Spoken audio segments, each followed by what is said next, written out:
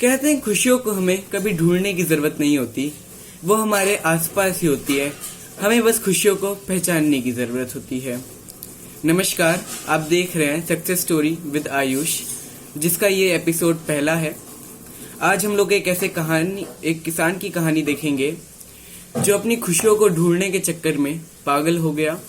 उसने हर जगह खुशियां देखी, जहां वो खुशियां ढूंढने निकला जमाने में, बस उसने अपने पैरों के नीचे वो खुशी नहीं देखी और वो खुशियां उसके पैरों के नीचे ही छुपी हुई थी। अगर अभी तक आपने चैनल को सब्सक्राइब नहीं किया है तो सब्सक्राइब कीजिए और बेल आइकन को दबाइए। कहानी है हाफिज नाम के एक किसान की। किसान साउथ अमेरिका में रहता था। बहुत ही खुश किसान था। 2 बच्चे थे, एक बीवी थी। फसल अच्छी खासी उगती थी, अच्छा खासा मुनाफा होता था। लेकिन एक दिन उसके घर में एक मेहमान आया। मेहमान ने उसे हीरो का महत्व बताया। मेहमान ने कहा, अगर तुम्हारे पास एक उंगली के बराबर हीरा है तो तुम ये पूरा महल खरीद सकते हो। अगर एक 2 उंगली के बराबर हो गया तो हो सकता है तो तुम पूरा जिला खरीद लो, और अगर एक मुट्ठी के बराबर हो गया तो तुम ये पूरा देश खरीद लोगे। ये उस मेहमान ने कहा। हाफिज की आंखों में एक अलग चमक हो गई। हाफिज खुश हो गया। हाफिज ने सोचा, मैं हीरा ढूंढ लूं, मैं इस देश का राजा बन जाऊं। कहते हैं लालच जो है वो इंसान का दिमाग खा जाती है।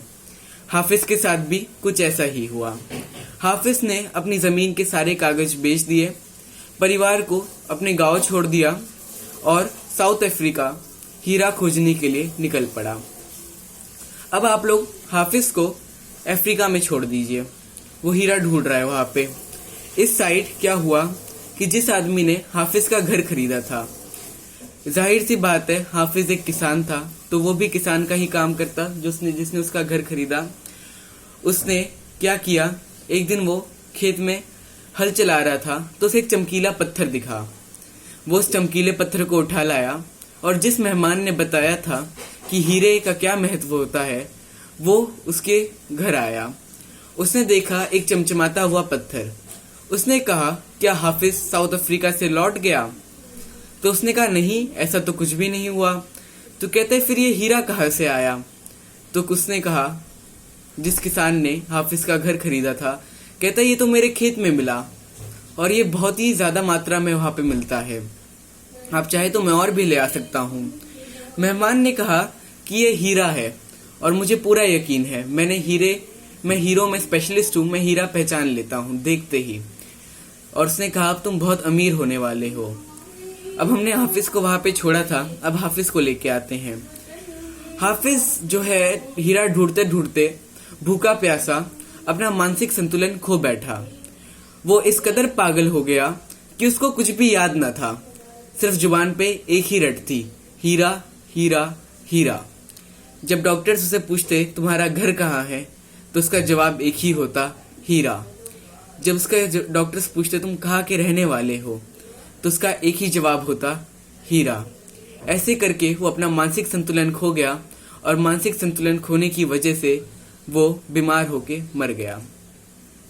यहाँ पे जिसने उसका घर खरीदा था वो अमीर हो गया, सबसे ज्यादा ताकतवर हो गया, उस देश का राजा बन गया, और हाफिज का परिवार अनाथ हो गया। तो इस कहानी से हमें 5 या फिर 6 सीखें मिलती हैं।